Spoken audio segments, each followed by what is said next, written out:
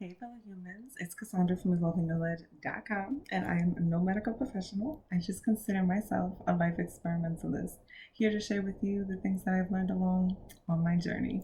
So today, I was talking about an interesting topic, and that is, first it started out with the memory. And honestly, guys, I personally am somebody who's always living in my head. Thoughts about solutions or just things that are just going on. And honestly, whether it's anxiety, overthinking of things, whatever it may be, sometimes our mind is highly active in ways that are no longer beneficial for us and it becomes unhealthy.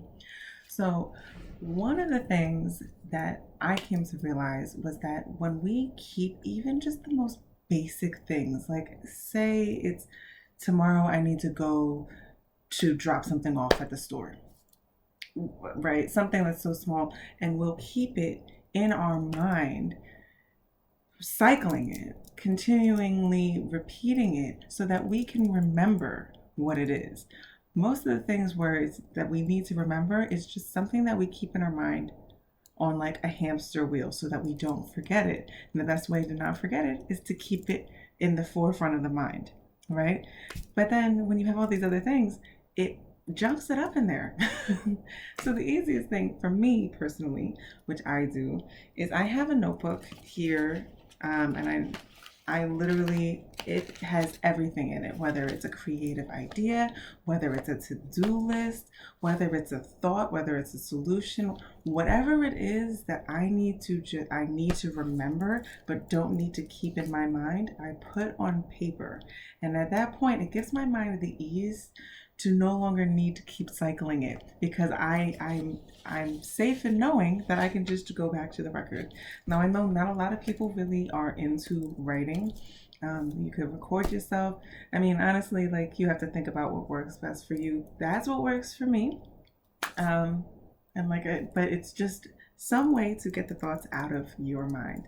And then another thing that goes so well with that is meditating.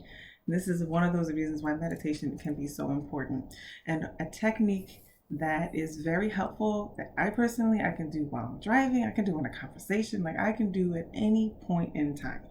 And that is to focus on my breathing, and not to even necessarily change the pace of my breathing, the depth of my breathing. It doesn't even have to be that far.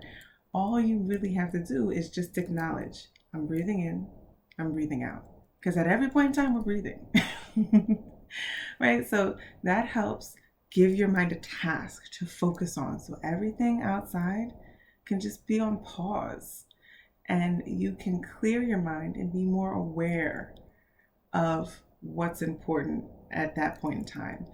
Main goal is being in the present. Anytime we're focused on the past or on the future, which is thinking about something we need to do, or thinking about something that hurt us, or what happened yesterday, it's not being in the present, and it's taking you away because you're living in so many different places that your brain is now fogged up.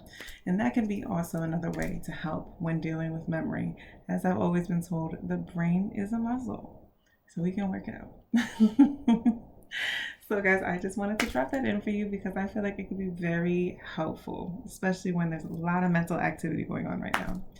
So as always, I am sending you guys my absolute unconditional love your way, and I hope that this very exact point in time that your mind feels at ease, in peace, and able to focus on the present. Thank you guys.